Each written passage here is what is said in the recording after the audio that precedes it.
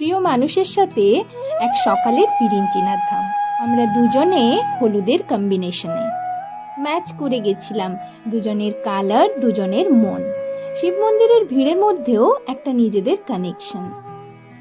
বাইকের পিছনে ছিলাম আমি, পরেছিলাম ওর দেওয়া শাড়ি, একটা ছোট্ট ভালোবাসার টাচ। বিরিঞ্চিনার ধামে ভিড় ছিল অনেক, লোক, মেলা আর এন্ডলেস লাইন, কিন্তু আমাদের পুজো হলো নিজেদের মতো। ভিড় থেকে দূরে একটা নীরব মন্দির, where peace felt real, শান্ত, স্নিগ্ধ, সিনসিয়ার। আমরা সেখানেই গেলাম, যেখানে ছিল না মেলা, না ভিড়, ছিল শুধু আমরা দুজন আর শান্তির একটা মুহূর্ত।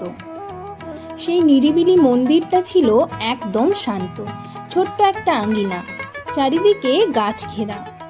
মন্দির ঘুরে দেখলাম, একদিকে কৃষ্ণার প্রতিষ্ঠা, একদিকে শিব ঠাকুর, আরেকদিকে বজরাঙ্গবলী।